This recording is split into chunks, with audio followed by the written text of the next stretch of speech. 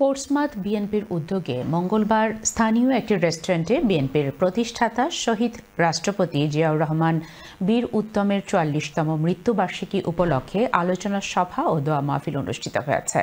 বিস্তারিত জানাচ্ছেন সহকর্মী আবু নাসের চৌধুরী রাহি। একদলীয় শাসনের পরিবর্তে জিয়াউর রহমান হলেন বাংলাদেশের বহুদলীয় গণতন্ত্রের জনক। উদারনৈতিক মধ্যপন্থী বহুদলীয় গণতন্ত্রের দল বাংলাদেশ জাতীয়তাবাদী দলের প্রতিষ্ঠাতা, বাংলাদেশি ও মুসলিম জাতীয়তাবাদের মহানায়ক। ১৯৮১ সালের ৩০শে মে ঘাতকের নির্মম বুলেটের আঘাতে নিহত হন প্রেসিডেন্ট জিয়াউর রহমান।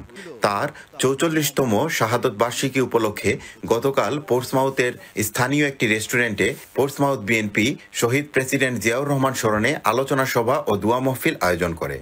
পোর্টসমাউথ বিএনপির সাবেক সভাপতি আব্দুল আহাদের সভাপতিত্বে এবং দেলোয়ার হোসেন আহাদের পরিচালনায় আলোচনা সভায় পোর্টসমাউথ বিএনপি, যুবদল ও ছাত্রদলের নেতাকর্মীরা উপস্থিত ছিলেন। আলোচনা সভায় বক্তারা বাংলাদেশের স্বাধীনতা সংগ্রাম ও গণতন্ত্র প্রতিষ্ঠায় জিয়াউর রহমানের ভূমিকা, তার সততা, নিষ্ঠা ও দেশপ্রেমের কথা তুলে ধরেন। আলোচনা সভায় বক্তব্য রাখেন জাকির হোসেন, ফজলুল মিয়া, বকশী শামীম, শাইখুল হাসান শেখুল, জুয়েল চৌধুরী, ফখরুদ্দিন, এস.এম. জুয়েল সহ অনেকে। শহীদ জিয়াউর রহমানের আত্মার মাগফিরাত কামনা করে বিশেষ মুনাজাত করা হয়।